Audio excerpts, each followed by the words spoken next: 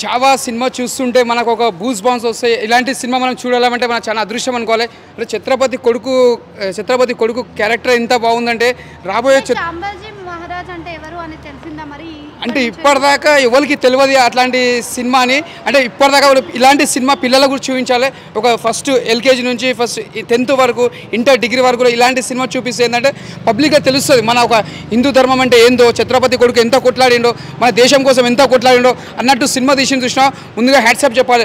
అంటే ఎంత పోరాడిండైనా మన హిందూ సాంప్రదాయం కోసం అంటే ముందుకు నిలబడి పోరాడిందంటే ముందుగా హ్యాట్సాప్ చెప్పాలి. ఆ తీసిన డైరెక్టర్ గారికి ముందుగా హ్యాట్సాప్ చెప్పాలి. ఇలాంటి సినిమా ఇప్పుడున్న జనరేషన్లో రావడం అనేది అది చాలా అదృష్టంగా భావించాలి మనము. ఇప్పుడు ఇంతవరకు ఎప్పుడు చూడలే మనము. ఇప్పుడున్న జనరేషన్లో సినిమా వచ్చిందంటే చాలా గ్రేట్ అనుకోవచ్చు. అది అంటే ఎందుకు చూడాలి అంటే ఏం చెప్తారు?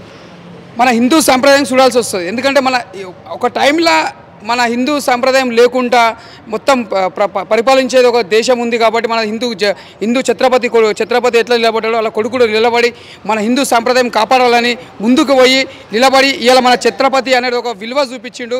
అంటే దానికి మనం ఎంత చెప్పినా తక్కువనే. అంటే ఇలాంటి సినిమాలు చూస్తే ప్రతి ఒక్కరు చూసిన వాళ్ళు మాత్రం బూస్ బాన్స్ వస్తాయి. అసలు చాలా అంటే చాలా ఎక్స్పెక్ట్ చేయం.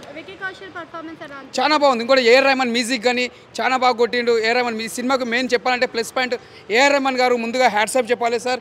ఈ సినిమా మీరు నిజంగా చెప్తున్నా, మేము చాలా రోజుల తర్వాత ఒక మ్యూజిక్ బ్లాక్ బస్టర్ అంటే ఏఆర్ రెహమాన్ గారు ఈ సినిమా నుంచి మీరు బ్లాక్ బస్టర్ ఇచ్చారు.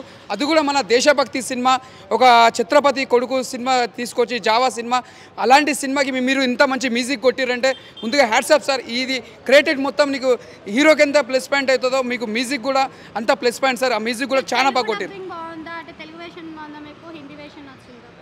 ఇది ఒక సినిమా హిందీ తెలుగు అని కాదు, ఒక మన దేశం సంబంధించింది కాబట్టి ప్రతి లాంగ్వేజ్లో చూడాలి.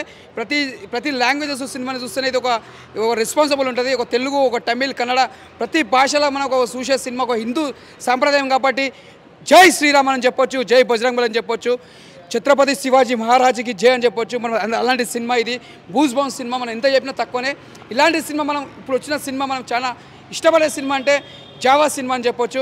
ఒక బాహుబలి తర్వాత అంటే మళ్ళీ ఒక నేషనల్ రికార్డులో మళ్ళీ కొట్టిందంటే ఒక కేజీఎఫ్ తర్వాత ఒక బాహుబలి తర్వాత అంటే ఇది ఒక జావా సినిమా ఒక ఇంటర్నేషనల్ రికార్డు కొట్టింది. ప్రపంచంలో సినిమా అది ఒక బ్లాక్ బస్టర్ అని చెప్పొచ్చు. ఛత్రపతి మహారాజుకి జై శివాజీ.